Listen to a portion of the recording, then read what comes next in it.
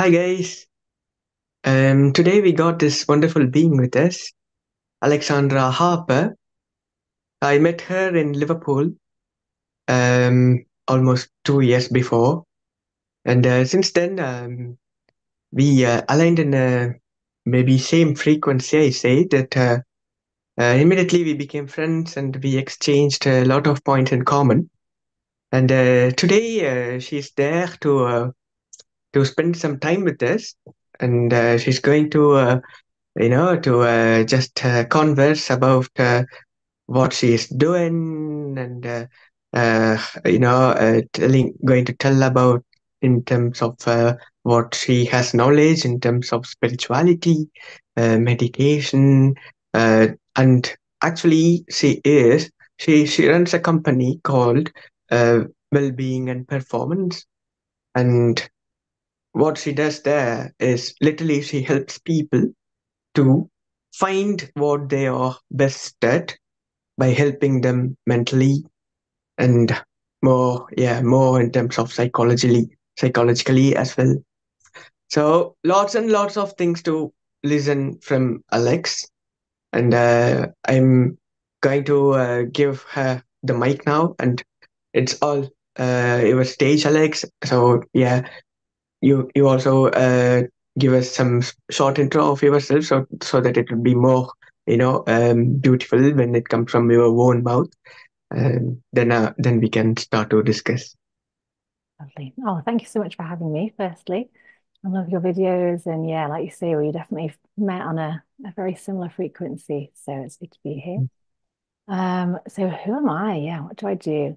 I mean, one of the reasons we definitely connected was this whole thread of psychology. So I've been doing that ever since college and uni. And it's been quite a journey. So maybe we'll explore different things that have come up throughout.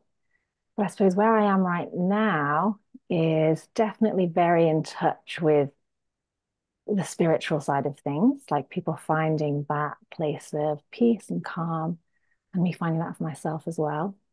And yeah, that whole spiritual side of going within, finding alignment, and being your best self as a result. So, what I do at the moment, yeah, with wellbeing performance is helping people just perform at their best, basically, by feeling their best, because ultimately that's the best way to get there. Um, yeah. So maybe we'll delve into some more as we go, but that's me in a nutshell. That's amazing. So nice to hear. Um, so you said you are becoming more aligned in terms of the self. You know. So what exactly it is like when you say self? How to align with? How have you found it? Um, it would be nice if you tell us what made you to, found out that alignment. Mm. Yeah, so I think we naturally do it from the get-go. Like when I first ever got into psychology, I think trying to discover things about myself, which psychology answered. Um, and so that was the beginning of the alignment. But then through the journey, I've learned so much. There's been so much change. Like I definitely learned in the early days about like my own anxiety and things like that, and was able to pretty much solve that through the whole process of luckily working in the field and being able to apply it to myself. And then, I mean, I think that's the core, like tuning into your feelings definitely allows you to begin that process more fully. Um, and then, yeah, I think it's all about, yeah, my mind just keeps coming back to feeling. So you live life, you go out and explore, don't you? And you get those, you resonate with things and you start to realize what brings you joy and where you feel most comfortable and who you resonate with. Like, definitely, people have been a huge part of my journey. And yeah, and coming all the way to where we are now, I used to work in mental health, and that was very much more focused on, I suppose, like a very scientific model, which I loved at the time. It was very useful. But now I work in a much more intuitive way, a holistic way, helping people to really tune in deeply to who they are and what's affecting them and what's coming up in their life in a holistic way that's impacting maybe just one core goal that they're trying to reach and they're struggling with. And I think that was probably similar for me as well. Like I've always had, I suppose, particular goals of how I want to feel and be. And the journey of how to get there was very unexpected. Like I've taken some twists and turns, doing the different parts of psychology, like mental health. And now I'm in sport psychology, and I'm much more of a physically active person.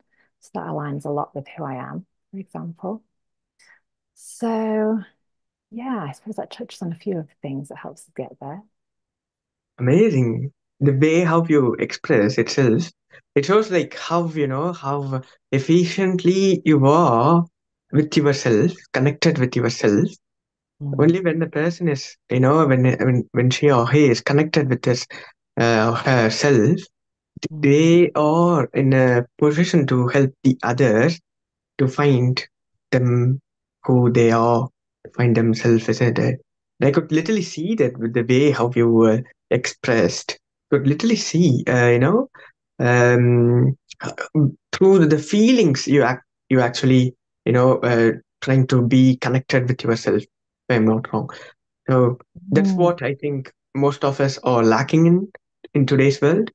We literally going by we are trying to understanding things more logically most of the mm, times, whereas we lack in this quality of feel the things instead of trying to logically interpret. We have to feel. I think only then, in my perspective, as what you said as well, then we not try to misinterpret the thing. We will understand the things holistically with mm. all the entire approach, isn't it? Yeah. Um, Yeah. yeah. That massively takes me back. Like a memory keeps coming to me as you're talking about that. And when I Mm. first ever tried mindfulness, it's like a training course for my work. And there was a really vivid moment where the mind, so mindfulness allows you to like see your thinking in a way that I never had before. And there was this moment where I like could see the next step ahead of me, but with so much more awareness of what was in my head. And I think that was the first time I realized that our heads get in the way of everything if they're too powerful. And I think, yeah, maybe in our culture, we're encouraged or kind of led to focus a lot more on the thinking and less on the feeling. But when you start to realize you can take a step back and step within before you think, then yeah, it brings so much clarity. Mm. Wow, exactly, exactly. When it seems like our mind is made up of thoughts, Mm. and apparently these thoughts are not as these thoughts are there everywhere, and Mm.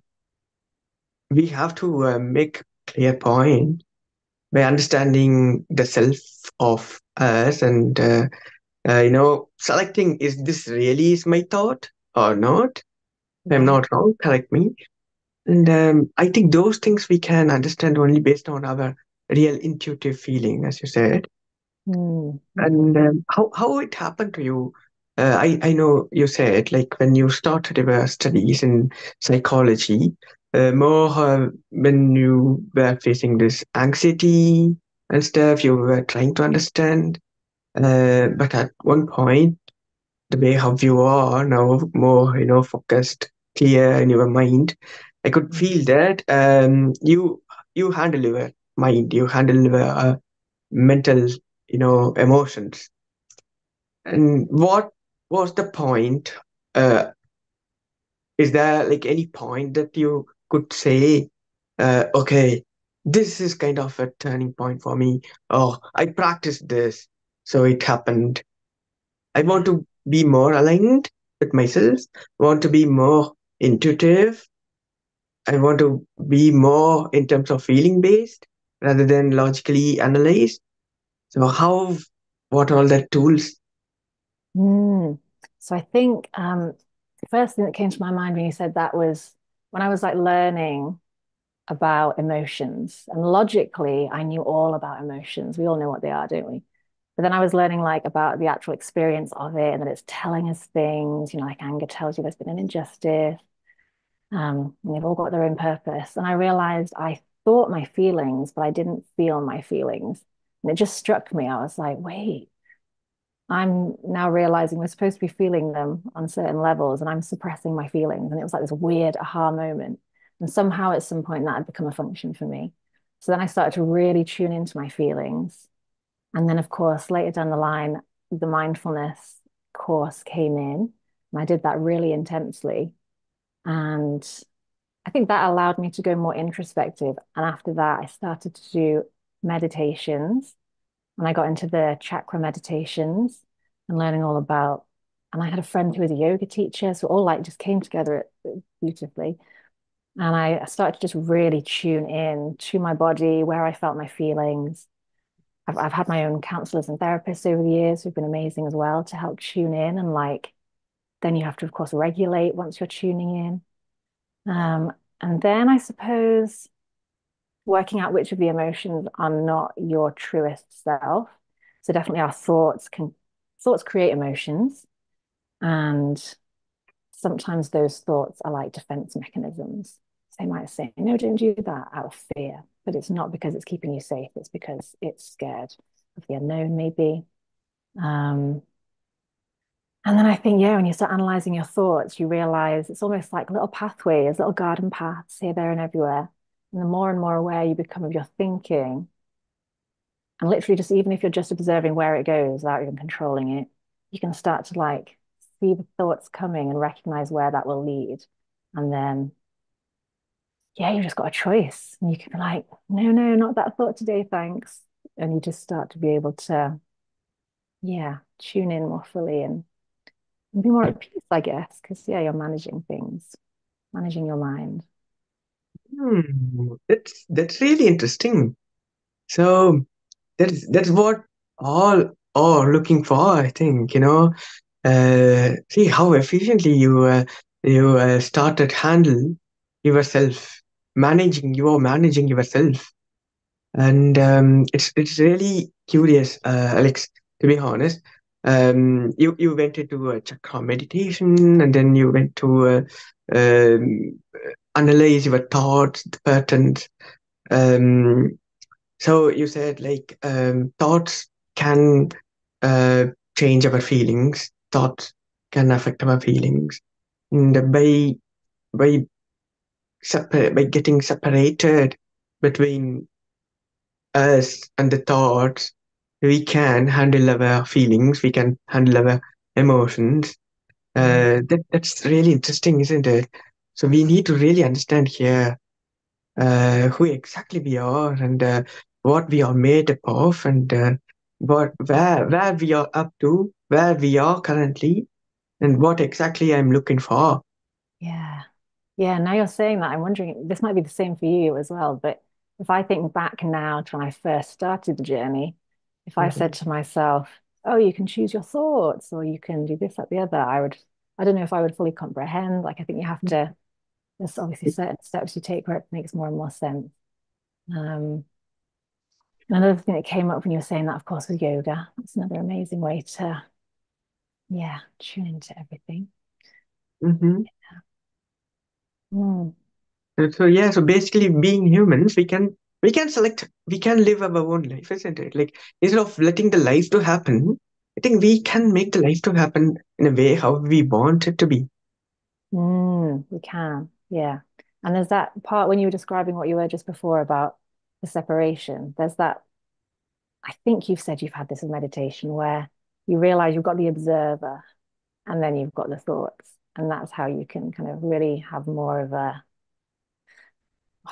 the reins on what you choose to happen. Yeah.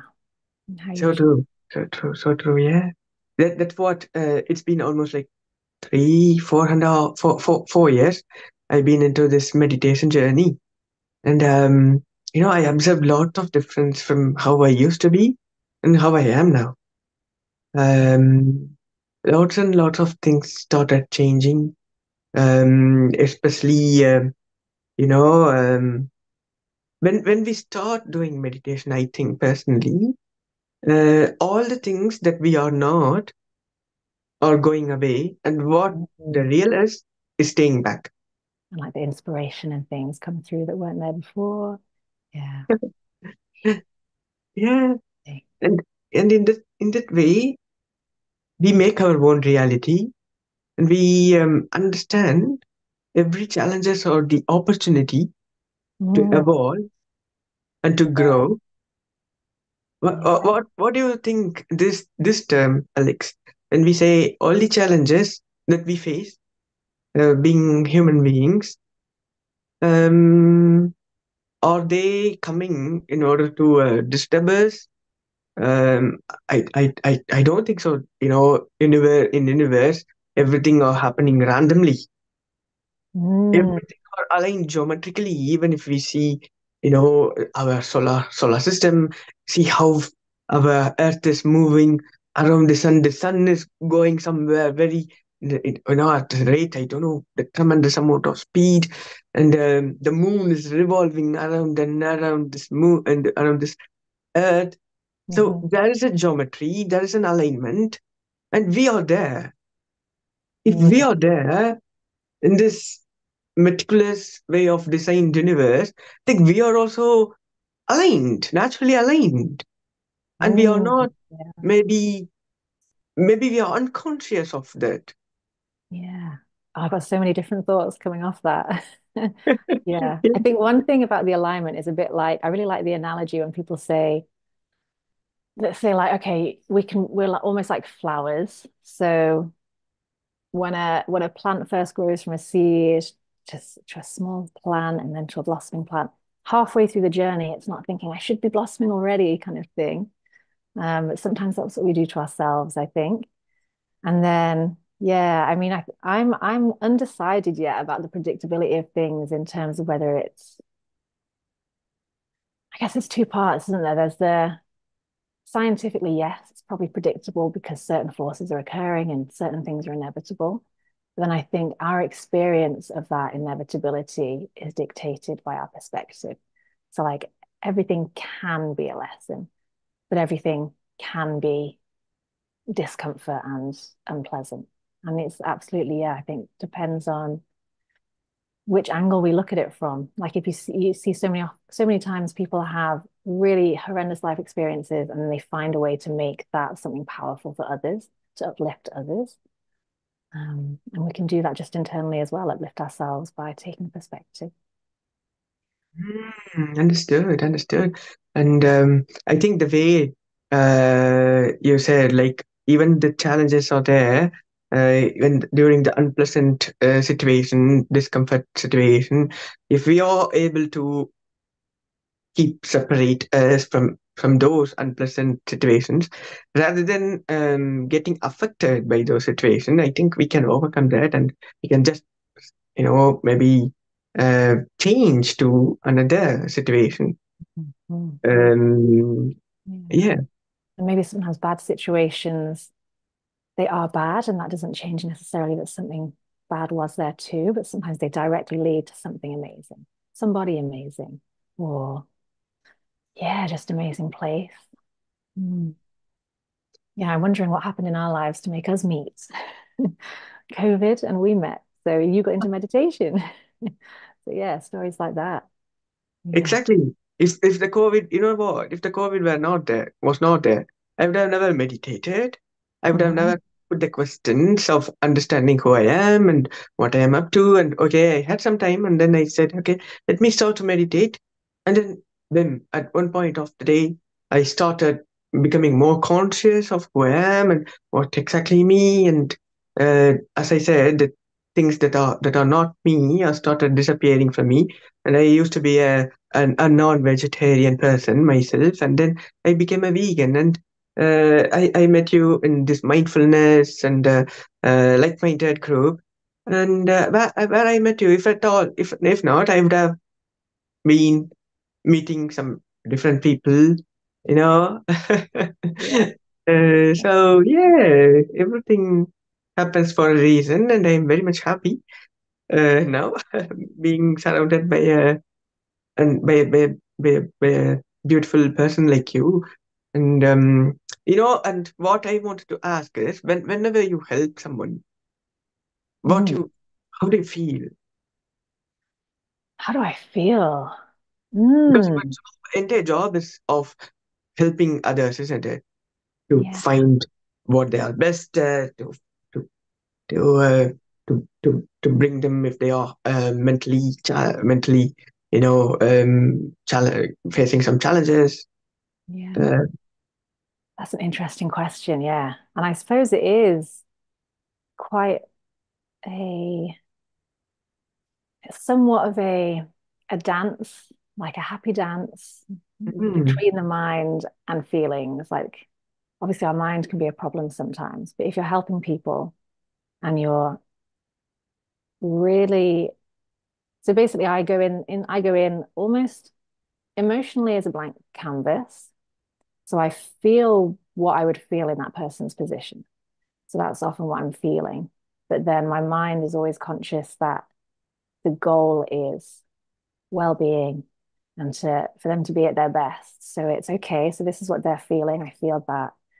And how do we get from this feeling to a more helpful feeling? So I suppose I have moments of inspiration where I might feel inspired and I suppose excited. I mean, I'm going to feel excited when they're talking about their dreams, and then we'll go on a roller coaster when we go through what's in their way and things. But oh, I feel everything. Very connected, very, very, very in the moment. Nothing else matters apart from their inner world and like what we're trying to achieve. Um, yeah, and then any emotions that help me steer them in the direction they want to go in as well. If they're there to be steered, some are not. But yeah, yeah. wow, wow! Literally, it is like eye-opening. When you Mm, said like your mind will be sort of like empty uh, canvas, and you will feel how you were what how to say the person that you are helping would feel. yeah. As much as I And can, I guess, through what they've described. Yeah. is it what you say? Like you will feel whatever the person is undergoing. Mm. Mm. Based on And what they're comfortable to share. I mean, sometimes I think, certainly when, like, if somebody walks into a room, sometimes they light up the room, sometimes the energy might change, shift in more of a, maybe a, I don't want to say negative because everything has its purpose. But yeah, the emotion in the room can change depending on a person. So I think there is the ability just to feel because they're feeling, but also their Mm, words will absolutely paint a picture which evokes a lot of feeling as well. Yeah. understood, understood. And yeah, exactly. Yeah, like the this can't be, this could be the best ever job that we could do, I would imagine, because we're literally helping others to overcome what they are undergoing in terms of discomfortness or unpleasantness. And when we help others, we are helping ourselves, isn't it? Yeah, I guess helping everyone. Yeah. They'll be an Yeah, inspiration to others. We learn so much. We feel good for helping. Yeah. yeah. Yeah. This point I understood recently. Whatever you give, you get more of whatever you gave. Mm. Yeah, it comes back. Yeah, which means when you are going to make someone to find what they are best at, you are going to becoming more and more best version of yourself. I guess so. Yeah. Yeah.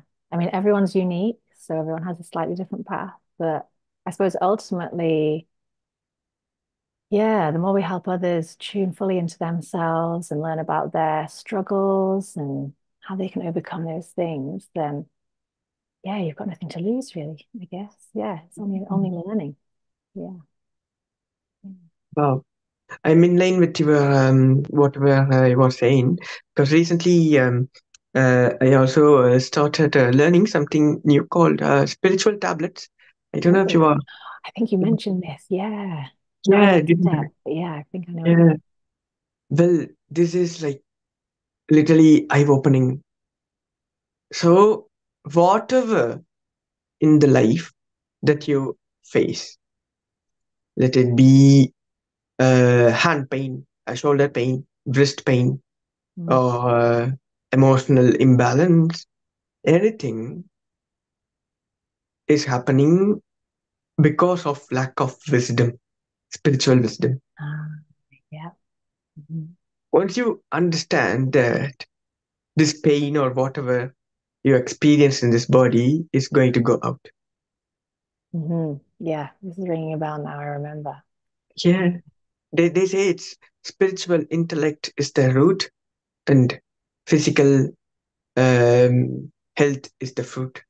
Yeah, I think because that ties into the concept of everything being a vibration, doesn't it? So nobody can really, I don't think anyone has been able to explain Hmm. what this physical world is, and it can be explained via it's just a manifestation we see and we hear and all those things, but that's just a concept.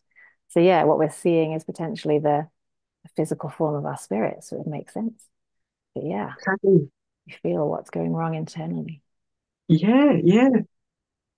It seems like, Alex, it seems like everything is energy. Hmm. Yeah. Is it? At the end of the end, if you focus it again and again, at the end we are going to leave left out with what this atoms, these electrons which are moving around this nucleus, around and around, and I'm questioning where these electrons are getting the energy to move like this. And Mm. apparently, these Ultimate electrons, question. is it there? And Yeah. I just Googled some weeks before. It seems like these electrons are getting energy from something else called photons. Just goes deeper and deeper and deeper.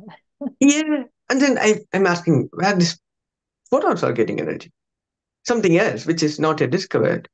Mm. And it's keep going. And Mm. everything is same.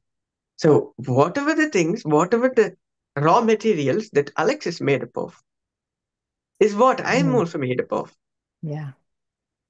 And it's so beautiful how, since even though we are made up of the same material, we are different. Hmm. We Yeah. are different, and that's what the beauty of life. Mm. Yeah. It's like the same things observing themselves in different forms. Yeah. Yeah, Because we all yeah. have the same makeup. Yeah, that was in a, oh yeah, this is another, again, something you're saying, triggering all these different thoughts.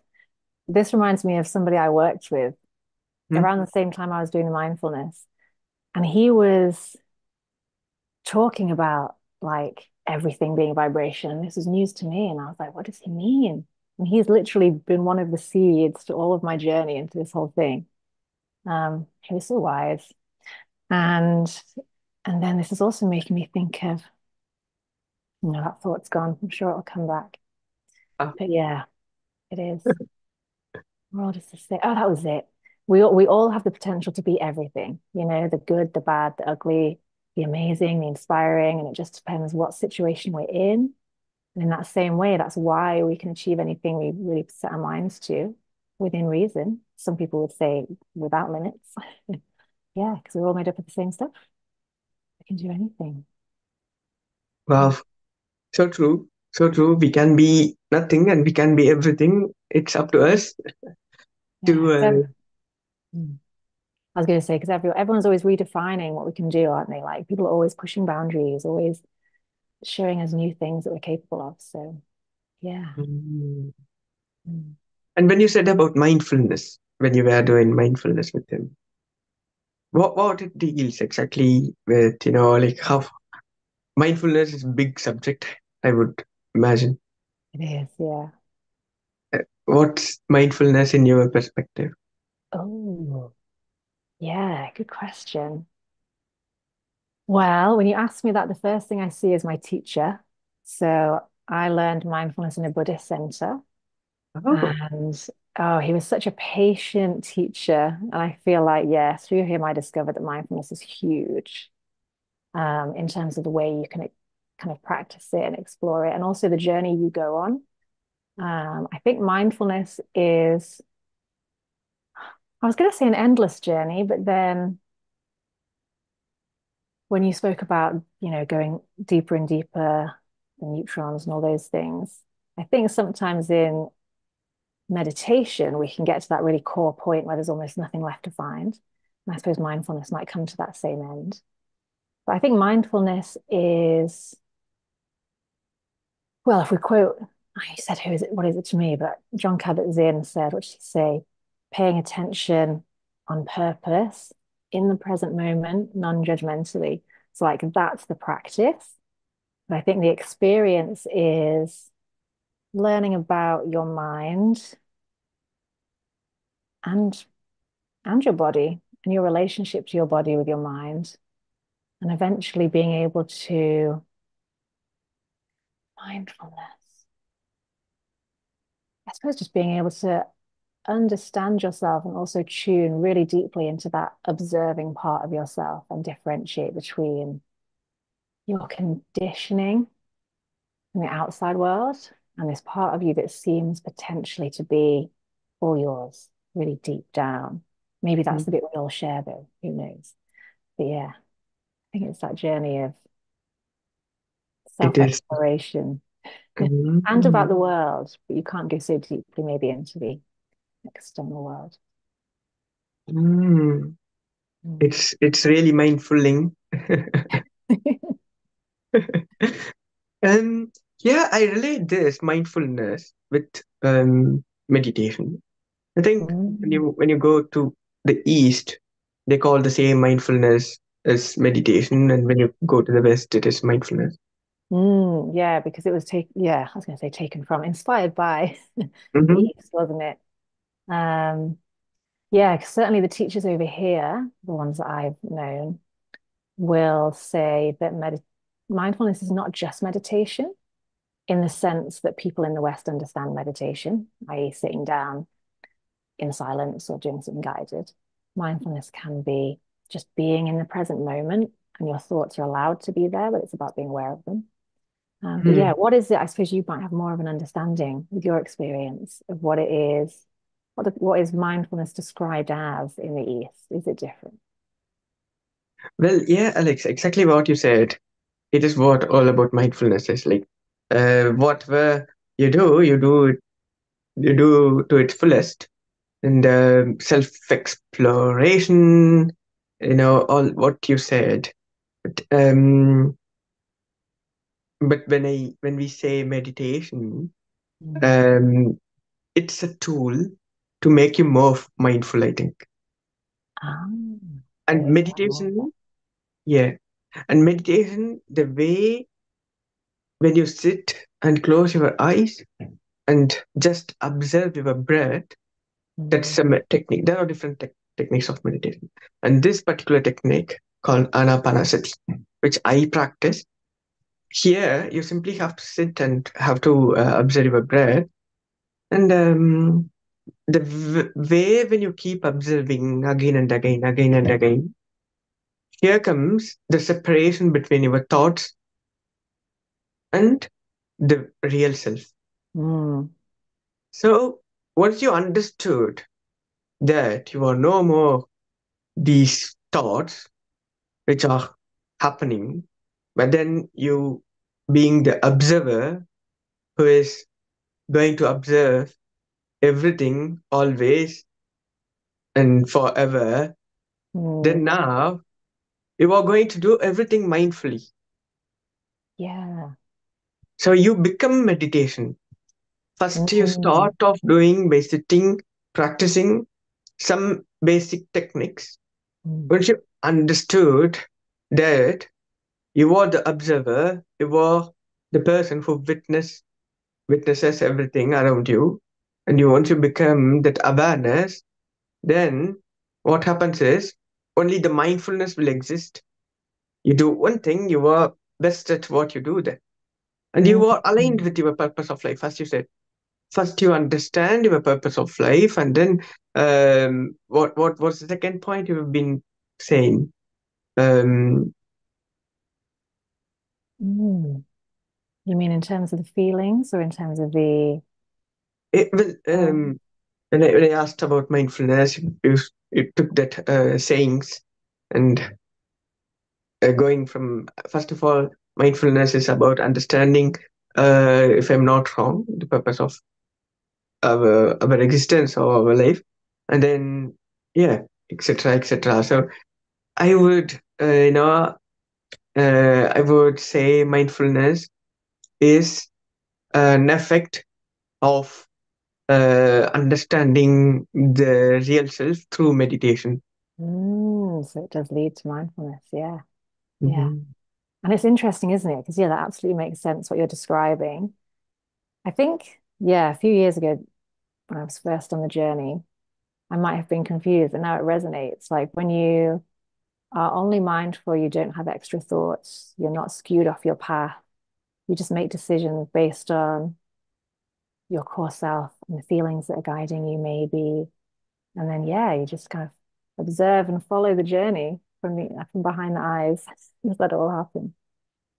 Yeah, exactly. And also, what I understood is in this journey, being human beings, we can't always be like that person who always observes, but Yeah.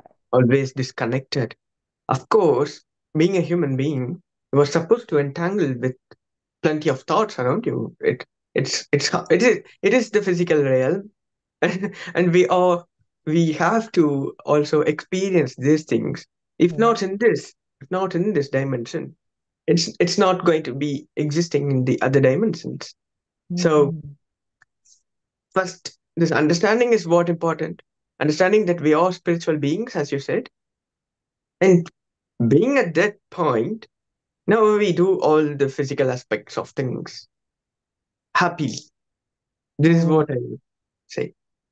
Yeah, like at peace almost.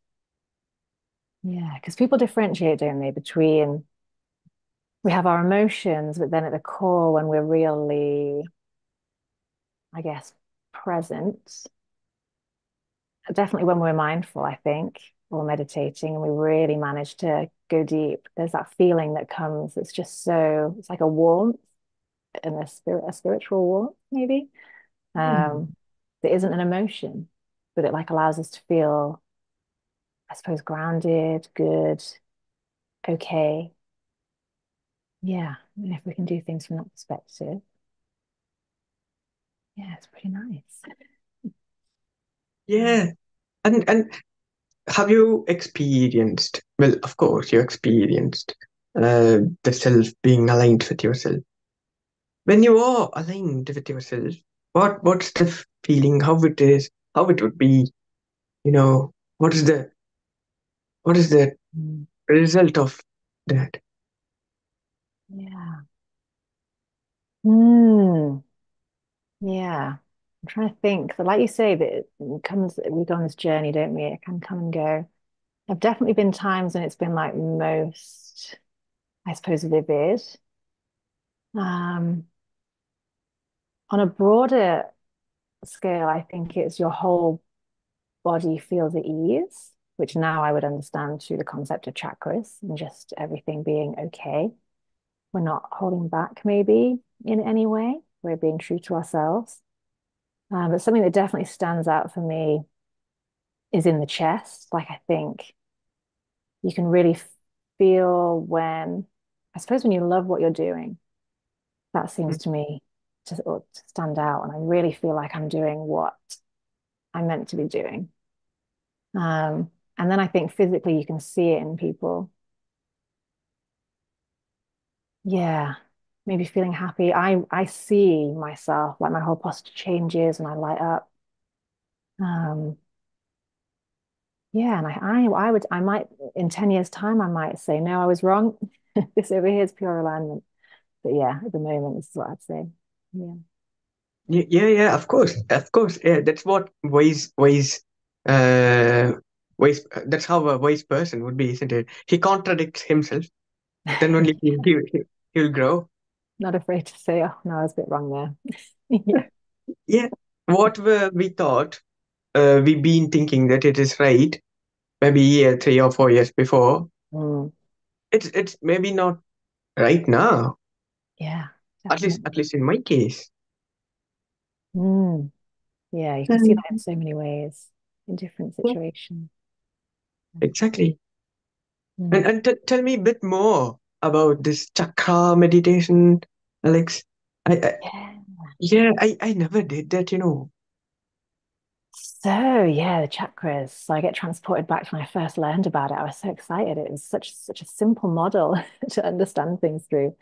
Um, so sorry, actually, what was your question there? Just tell you more about. Chakra, yeah, chakra Yeah. meditation. So I suppose the first time I did a chakra meditation technically was yoga. So my yoga teacher told me about it, and there's particular yoga poses you can do that theoretically open certain chakras. Um, But for me, coming from that psychological perspective, for me, it was just such an amazing tool because life is so complex. And, a lot of us know that in certain situations, we're going to experience certain feelings and physical sensations in our bodies, and it can all be quite confusing. But when I was introduced to the chakra system, it aligns all those things. So, your root chakra being at the base and your solar plexus being, in your stomach, just below your ribs. And so if you take that one, for example, solar plexus, when somebody has real willpower and they're driving to succeed in something, they can have a real powerful sensation there.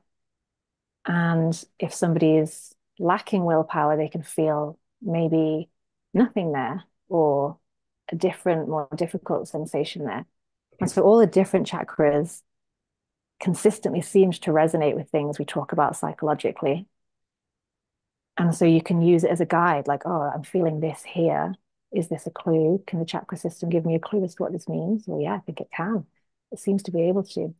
So I meditated on the chakras with the guided meditations, and that kind of taught me all of that because each of the meditations focuses on those different aspects. And then it resonates. Like you meditate on a particular chakra and thoughts come to your mind that don't just always come to your mind, maybe memories or dreams, ideas.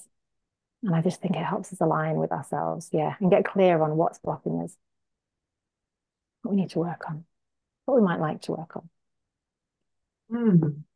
Mm. That's really cool.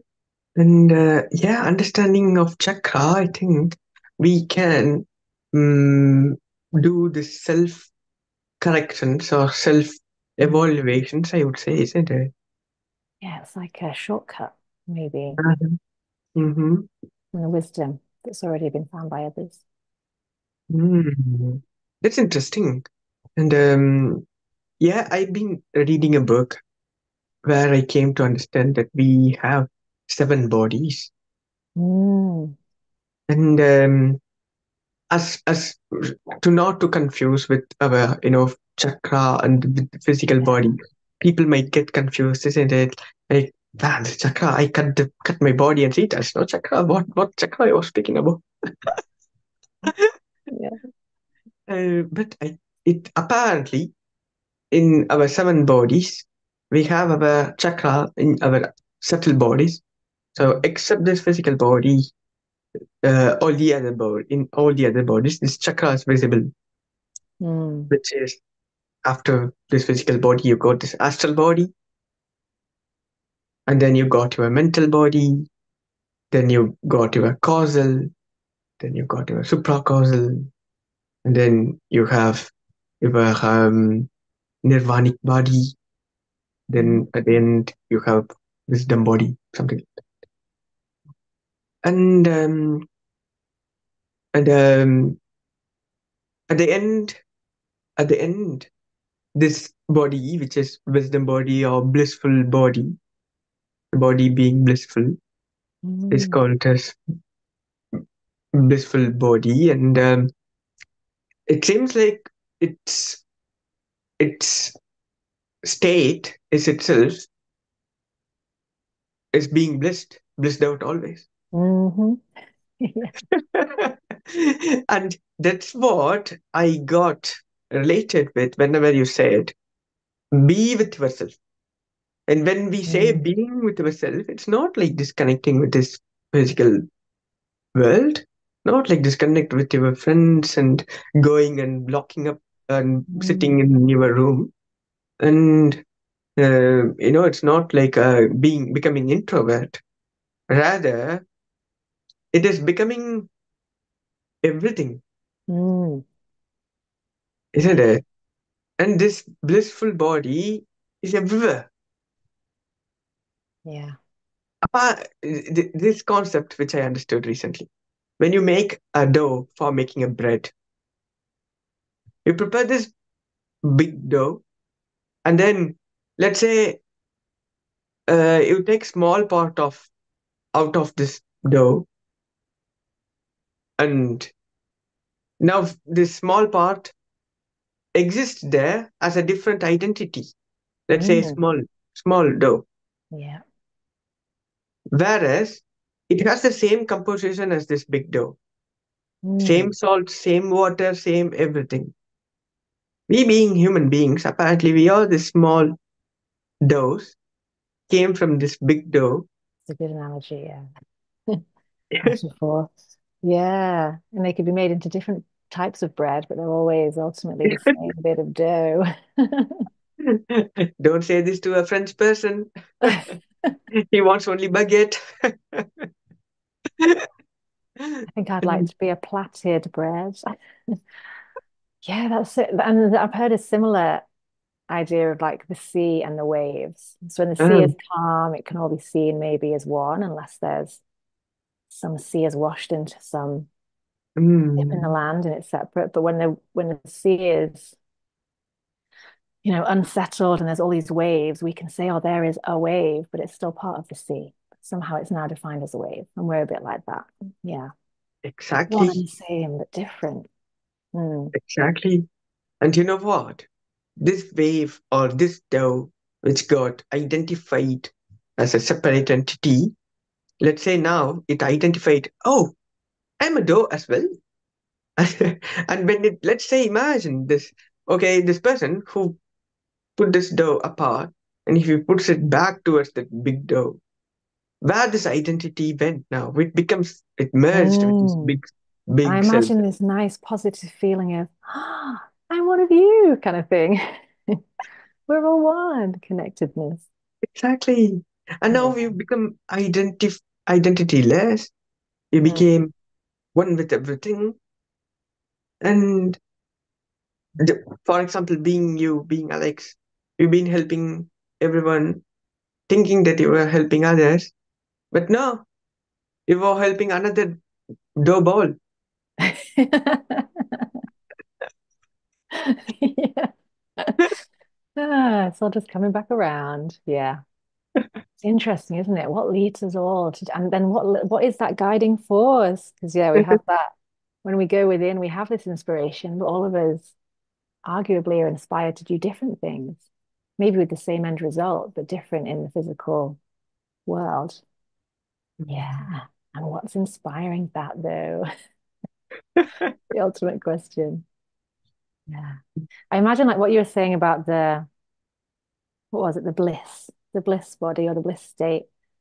It's almost a bit like, yeah, it's not being separate from others, is it? I think it's a bit like, like even when you're around people, you can learn a skill. Like maybe you want to learn even something silly like learning how to click something. People can do like weird little clicks that are tricky to learn how to do, or maybe even learning a bike, how to ride a bike. It's about a knack, isn't it? And maybe we go and be on our own to practice being in that bliss state, but it's just so you can get the knack. And then once you've got the knack, you can do it without thinking. You easily can click back in, but it doesn't affect actually being in the room. It just adds, it's just a skill. Mhm. Correct me if I'm Okay. wrong, but yeah, I think. Yeah, yeah. That's the knack. We need to understand how to get that blissfulness. That is us. We And lost why it. are you not blissed out? Yeah. And then like sometimes people who are blissed out get laughed at. And they're just laughing because they're like, you are me. No worries. Yeah. Yeah. The bliss state. Yeah, it can always be there. And I think that aids so much of like it just feeds into it more and more, doesn't it? Because if you're in that bliss state and you Mhm. deal with somebody and it's a difficult situation, if you're in that state, you can approach it in so much more of a constructive way, in a heartfelt way, in a loving way, even if there's not love being expressed visibly in that moment Yeah. elsewhere. Yeah. True. So true. Yeah. And you know what? Recently I came across certain discomfort in my body. I couldn't literally eat even little bit of spice in food, like Oh. zero. Mm. Even if I eat little bit of pepper or little bit of chili, it's like going to burn me out. Mm. And you know what?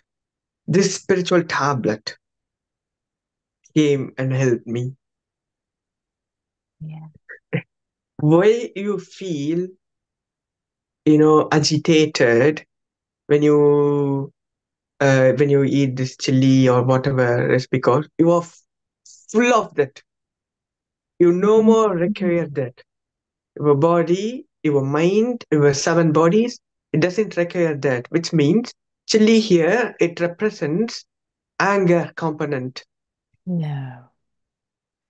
Because Okay. when you become angry, you become hot, you become, Mm. uh, this chili actually it represents this, isn't it? Like, Mm. um, Yeah, and hot-headed or exactly, heated. no, Hmm. you can't be sweet when you are angry. You can't. Oh, such a sweet person. We can't. You can feel the anger and be sweet, but you can't express the anger and be sweet. Exactly, you become Not red. in an aggressive way. Yeah. Exactly. You become red. You become hot. Yeah. Sweat. Everything is associated with this chili. And when it happened to me for my physical body, and apparently this lack of wisdom, which made me to experience that. Mm. After understanding this wisdom, I started working on this anger part in me and Mm. started accepting things. Why I have to become angry, isn't it? If everything is Um, happening in a meticulous way, if everything happens for a reason, why I should have to be angry? There's no mm. reason. Yeah. And And I think, once I, yeah, mm, sorry, yeah, continue. gonna say I'd be really curious because um, I wonder what you think. I'm theorizing over here that maybe, possibly, it's not even that you were being any more angry than you've been before, so much as your body was like, now is the time to deal with this anger. Is that right? Or did you feel like your anger increased and then it happened? Well, so these these symptoms that our body gives only through some suffering we Mm, understand stuff. Let's say we got plenty of time in front of us, mm, we will never become more enthusiastic to do things. Because yeah. it's okay. Let me do that tomorrow. Let me do this afterwards. Bask in the sun today. Yeah, Yeah. procrastinating. Whereas when we have certain limitations, when we have certain deadlines, Mm, then somehow we are not supposed to be like that, to be honest.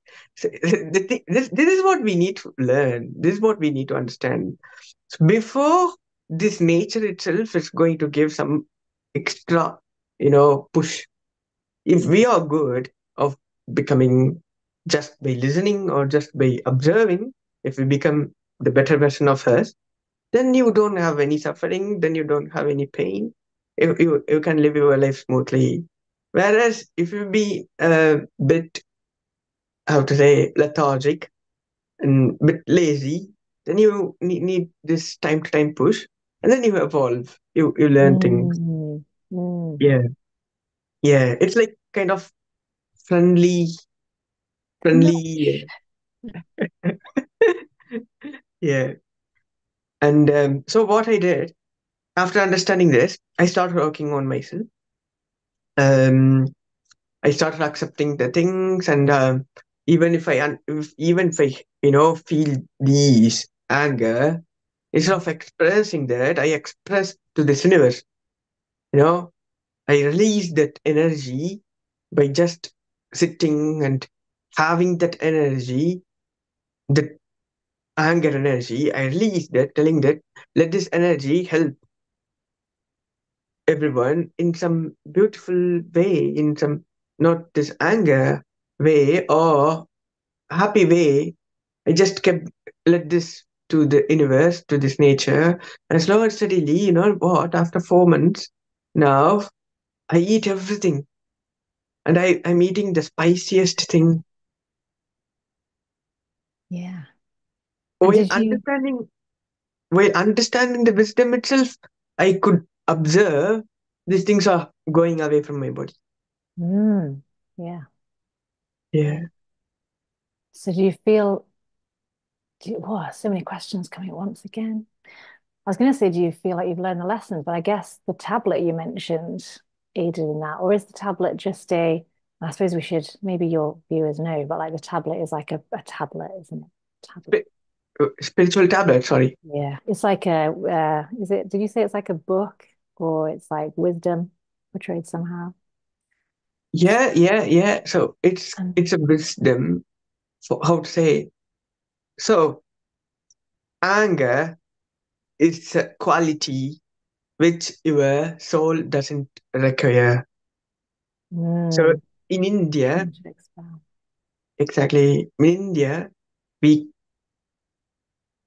not only in India, I think even in England, in Western world, there's six things, six passions. They say jealousy, Mm, anger, envy, desire, then greediness, and then you have the lust or whatever. So yeah. if all these six qualities are the negative qualities for your soul, soul doesn't require the soul is equal to love. But Mm, all these qualities are opposite to love. mm, And if we have little bit of that, not little bit, maybe little bit might be there being a human being. But yeah. if we have something big amount, you have to reduce it. You have to become the better version of yourself. We become the love embodiment of love. Mm, And since I was not that loving, it happened to me. And once I understood that, I started working on the six passions. mm, And mm, now I eat everything that was spicy, everything, whatever. And my body gives me no problem. mm. Yeah. Yeah, I suppose that can be said for things in the past, there's been times when I've had like say eczema or something, and when I've analyzed it, it's much easier now I'm older. But even when I was younger, if I look back, it was always at times of stress, and I guess it was Mm. saying, learn how to get through this stress. It's okay. But the Mhm. energy that I wasn't allowing to flow through, I guess, had to come through in other ways. Yeah, Mm. I look at it from a non-medical model. Yeah, yeah, and it's actually just little cues. Mm, yeah. Mhm. I do sometimes wonder with the meditation. I don't know if this is just absolutely random, but obviously, when we meditate and we release and we just go back to the core, there's a lot of peace there. And then when we really engage in the outer world again, all these emotions can come up. And sometimes I wonder if we're thinking spiritually or metaphysically, maybe the emotions allow us to stay connected with our core. It's like almost a call because we can really delve deep into the outside of ourselves, can't we? But we always need to be able to know the way back. And I think our emotions seem to tell us when we're going off track from our core. Yeah, so that had crossed my mind at times. If we're going from that angle of, I suppose, yeah, when you talk about the neurons and what's at the base, maybe emotions connect that all together from the base all the way up to the going outside of ourselves. Yeah. Exactly, exactly. The emotions. Um, Somehow, you know, like let's say, for example, uh, you feel like doing something, and then all of a sudden you had this intuitive feeling or this emotion which came up, and it said, "No, you don't do this now." Mm, And all these feelings that we are getting are from our soul consciousness. It I'd say it knows everything. It knows the past, it knows the present, it knows the future. And if at all, if we take some track which are not meant to be taken, then these are all like kind of the alert. Mm, yeah. Um, Yeah. And that's fascinating in itself, I think, because again, we're raised to think this is our brain. And what is our brain? It's like a collection of neurons. But then when we learn about the body, neurons are everywhere. Like our muscles move because there's neurons that fire and they remember. And so when we have that gut feeling, that can literally be from our gut because there's neurons that hold memory in our gut.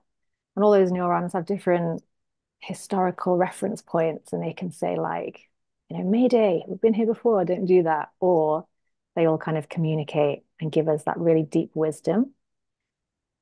And then going back to the energy, like neurons are just storing information as energy as far as we can tell. Yeah, it's fascinating.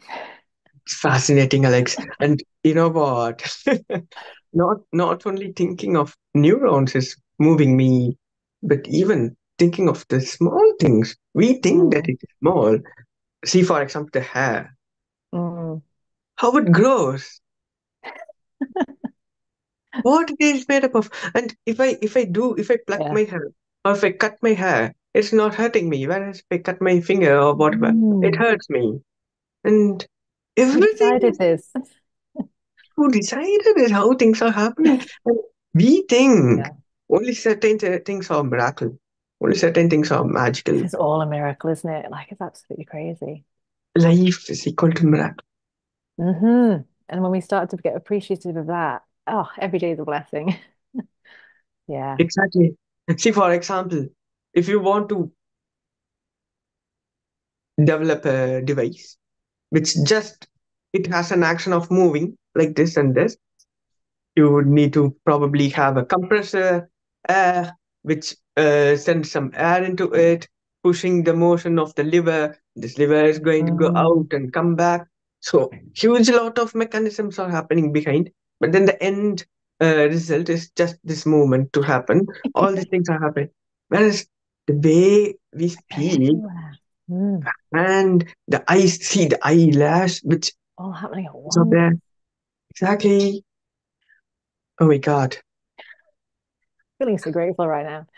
I Yeah. don't know which organ, I wish I could remember which organ it was. I was researching the other day and somehow went down a rabbit hole about a particular organ. And when I was reading about all the functions, I was like, Mm. how is all that going on inside just that one organ? Like the wisdom and the knowledge of how, I mean, some people say it's just chance, don't they? We're just a by chance miracle. I don't know, is it? Is there Exactly. wisdom? There could be. Yeah. That's my. Whenever someone says to me like that, you know what? What's the feeling I will have is it's it's also not logically right Mm, because what made you to think that we came to this position of being human beings, having five senses and plus sixth sense of um mm, interpreting the things than the animals do. Um, what is the privilege that we have compared by seeing visibly? It is, of course, even though we understand that we all are equal, plants, animals, birds, understand. But when it comes to the reality physically, when we see things, mm, of course, we are having a life bit better than them. An animal which is in a farm or you know, or a plant or a bird which does mm, certain things unconsciously. Well, of course, being human beings, I can't say that we are tremendously conscious, even though we are a bit unconscious, but at the end of the day, comparatively at least. And what made us to come to this point? It's mm, not, wait, I was not a plant. Why I was not an animal? mm. Why I didn't have why I was not a snail having only two senses of only touching and tasting. Mm. Mm. If I have these many senses, well, it's an evolution. It's an evolution. I came to this point. It's not like a lucky factor. It's not like all of a sudden it happened that I'm in this body. But Mm. I was also a mineral, was then became a plant. Like one by one, step by step. You Mm. can't go to PhD without learning ABCD. Yeah. My mind keeps saying now for some reason that it could also, who knows, be like a devolution. Is that even a word? Um, because there's theories, aren't there? I don't know if you'll know about the, I think you might do. There's a theory that we cycle through where things are very blissful all the way down to the opposite, and that it happens over thousands of years. So arguably, sometimes we would evolve, and sometimes the opposite would happen. So it depends, doesn't it? Where were we before now? That's the real question. Are we upgrading or downgrading? How do we know which is which when we're only one of them? Yeah. Well, in my perspective, being everything one at the same, the present tree that we are looking through our window, with the tree that I am looking, it is my Mm, past. It is my past. It is me, feels like your path. Some but it people is my wish to past. be a tree, don't they? Some people aspire. They're like, please. I saw some funny video on social media the other day of this woman saying, please, please, in my next life, I am ready to be a tree. I just need 100 years, sit still and just enjoy the weather, the breeze through my leaves. I don't know. I don't know which would be the upgrade. Exactly, exactly. To be Less honest, yeah, feelings, less sensations, maybe. exactly. Maybe factor is always there. We are not sure of anything, and totally, I'm agree with your point of view. Um, you know, I speak as if I understood, whereas it's not. Maybe it's not. We go back, as you said. It might be random as Exactly. well. Yeah, round and round.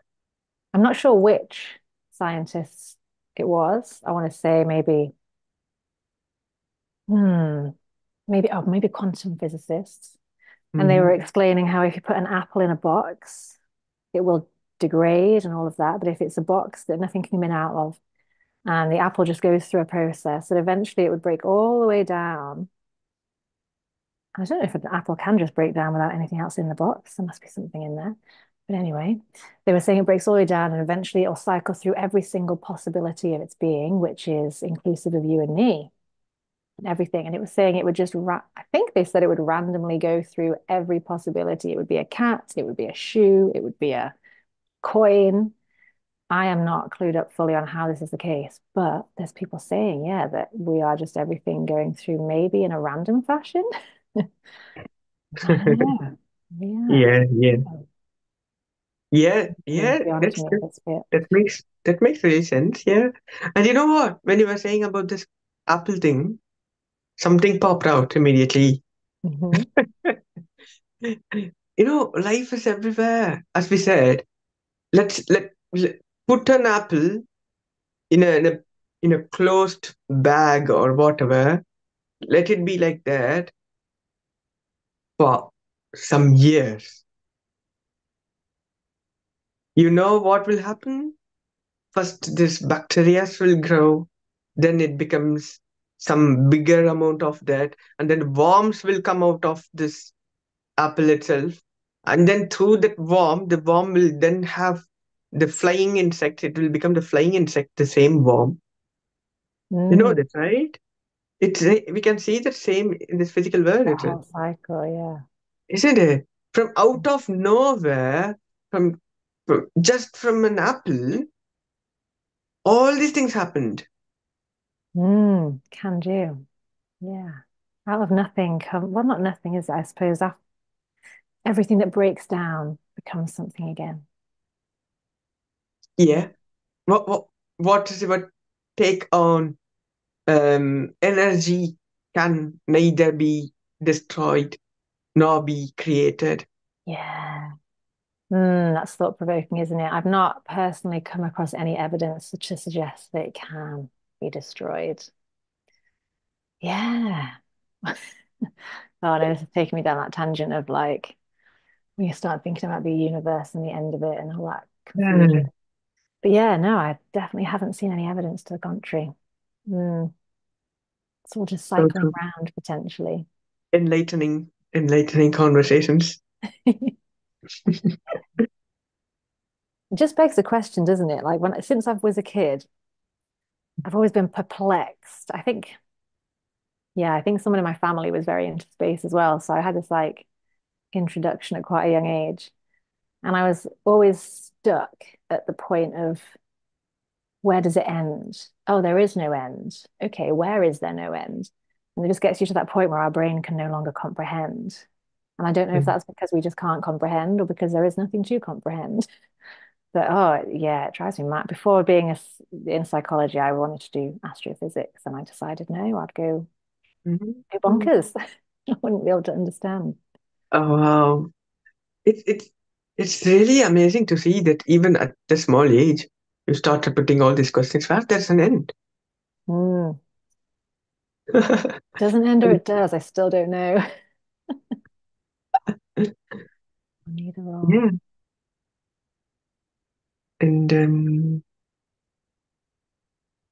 and yeah. So yeah, all what I could say is, as you said, um, we don't even have time to waste our time in thinking of sadness because we don't even have time to enjoy Mm, as much as we can, yeah. and rather thinking of how to be happy, how to be enjoy, how to always be in that enjoyment state. We don't have time, isn't it? Mm. You think of how your hair is growing, you become blissed out. That's it. We don't even have Yeah.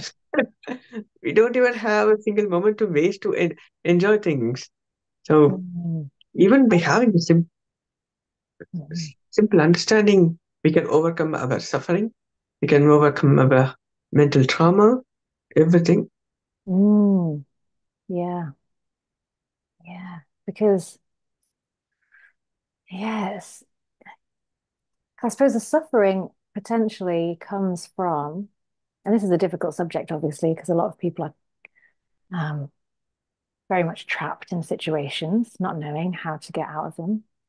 But yeah, certainly in so many situations, the suffering comes from not being able to follow through on what you just said. Like the suffering tells you this is not where you're happy. I'm just telling you, this isn't. It's almost the absence of, isn't it? And anger can be that something's happened to you that is causing you suffering, and you can stop it. It gives you that fire, motivation to stop it. And it's just when we aren't able to either hear that message or act on it that we end up suffering longer term. So we can use the suffering to get to the joy. Just try not to hang out with the suffering too long. Mm, Mm. wow. Using the suffering to get the joy. Yeah, it's just a sign, Mm, just a signpost on the journey. wow. Nothing can be more enlightening than what you said now. Oh. It Good. leaves me curious as to whether people, this is a whole different conversation, but yeah, some might say they find joy in those places. But yeah, that would be a whole different conversation. Yeah. Yeah. I came across this beautiful analogy recently. Um, there's a fish which is swimming happily in a pond, and then there's a one day there's a huge storm kind of thing which made this pond to kind of overflow with more amount of water, and this fish is then kind of washed away from where it used to live, from there to somewhere else. This air is taking this fish somewhere, and this fish is like keep on going, keep on coming back again and again where it used to be, and it's trying to, you know, go opposite to the direction where the Mm, air is pushing the fish. And you know what? If at all, if this fish would have went in the flow of the river or the flow, mm. it would have ended up in a bigger space than where it was before. With loads of fish that it resonates with and feels joy with. Yeah. So Yeah. when it comes to our life, whenever certain things happen, I personally I witness this. When something happens, we think that it is bad, but later on, 2 years or 3 years, we will say, "Oh my God, Mm, I'm very fortunate that that incident happened. If that would have mm. not happened, I would have maybe not this much happier now, how I Yeah. am now." Yeah. So whenever some hard things are happening in our life, I think that is we have to think ourselves as this fish. We should not do like this fish. Rather, we should let the things we came with nothing, we go with nothing. So Mm, don't be attached of anything. Go in the flow. Wherever we land, it should be nicer for us. Let's have confidence in this creation. trust the process. Yeah. Yeah, Mm, mm. Yeah. I think it was Buddha, right, who said that attachment is the source of all suffering. Yeah. You just got to let it go, take the journey, just enjoy what comes our way. Yeah. exactly, Alex. Mm, It's like being ignorant, as you said. When we meditate, when we understand that we are we are everything, and we are this eternal being which is always blissed out, and we understand this, there won't be any necessity of being attached to anything that that we are not, ownership of mm. anything. We are not ownership of anything. That Yeah. we think that, oh, I bought this house with my money. Okay, you think that you bought this house, but who gave you this energy to go to office and work? Who, from where?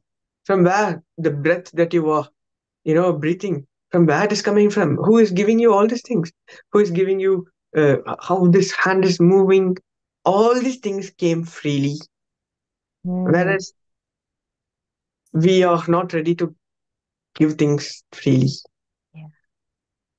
And yeah, I think with from a similar perspective, like the almost the more we attach to things, the more complacent we can become. Like if I'm um, attachment and not wanting to let things go is almost not wanting to accept they will eventually go. Whereas if we do that, then we can sometimes be more grateful because anything can happen, can't it? Especially with like the house. You might lose that house, but something more amazing might come. But you might grieve the loss of that house if you're attached, when actually you could be fully enjoying the new reality. Yeah. So just like you were saying, just fully being in the moment. Mm, Being in the moment, exactly. fully. You made to the point. Yeah. Being at the moment, Yeah. and have to be in the moment, being more mindful, practice Exactly. more meditation. Mindfulness. Not what is it? To live in the past is to live in depression, and to live in the future is to live in anxiety. For the present Mhm. moment, yeah. Peace, bliss. Wow. Fully Peace, invest. Peace and bliss. that, Yeah. that would be uh, a wonderful conclusion for today, I think. Please, bliss. Peace, bliss. Bliss. Yeah. Like how you are. I feel like this has been a really great refresher of all that knowledge. When you dive into it like this, it's so much easier to step into moment by moment. Yeah. Really I think, enjoyable. Thank you. yeah, yeah, I'm energetic for next 1 week. Ready to attack this weekend. Yes. I'm certainly feeling blissed. Yeah. Raring to go. My heart, my chakra, heart chakra, Mm, it is really like filled.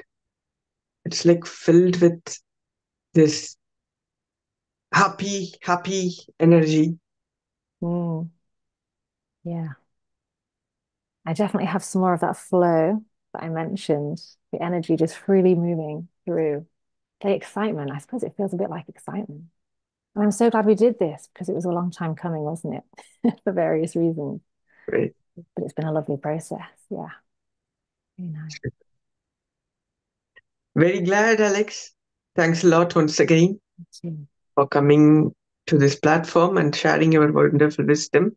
And you went across plenty of concepts, how to be in the present moment, and how to be more mindful, and everything is possible, anything can happen, and just enjoy the moment, Mm. and meditation is the key. So thanks a lot for enlightening with your wisdom. Thank you. Thank you too, because yeah, I've definitely soaked up lots of your wisdom as well. Thank you so much. And thank you for having me. Pleasure is mine, and hope to meet you soon again and again in this platform, and we need your wisdom. Thank you so Thank you. much. See ya.